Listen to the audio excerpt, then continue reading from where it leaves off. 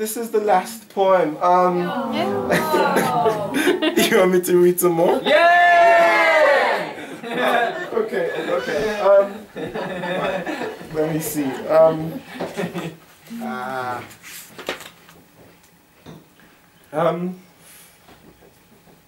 I'll read this one. I haven't read this one yet. This is. Should I read this one? Look, there's a little sex in this one. Yeah.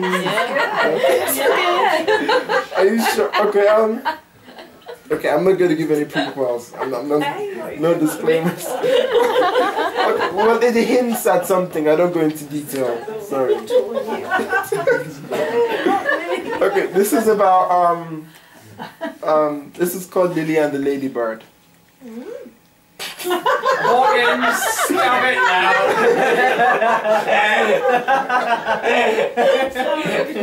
The antidote to birds and bees.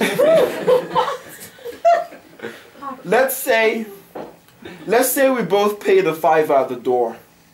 We both despise the cloakrooms overpriced, till your shoulders, crisp as new snow peaks, shivered with the DJ's beats and snaked downstairs onto the dance floor and owned it.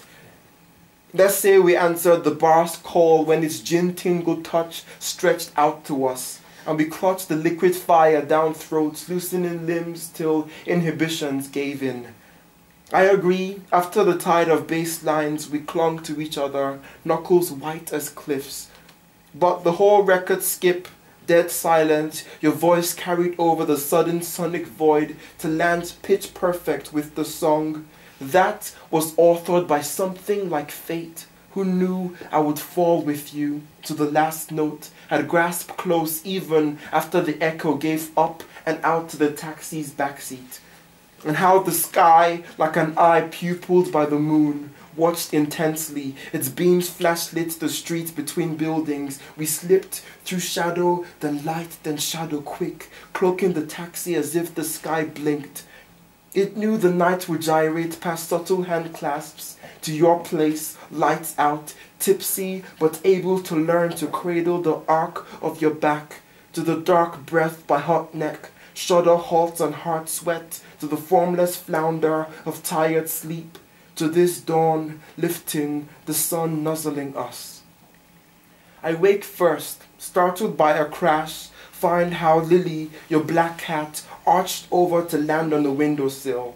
Her paws, a soft blur of furred lightning, streaked between two ladybirds on a glass pane, takes one in her mouth, drops down to the white sheet, bites into its shell, promptly spits out the tiny carcass and sprints, leaving this little death, a dot of darkness that blackens the air.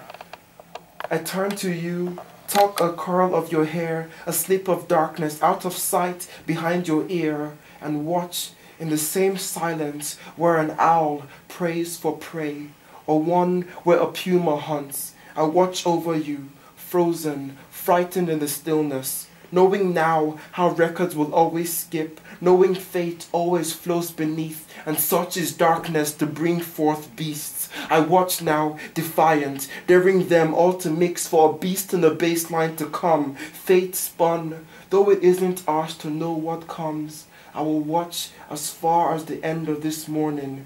I will stay by your shoulders, my guard on.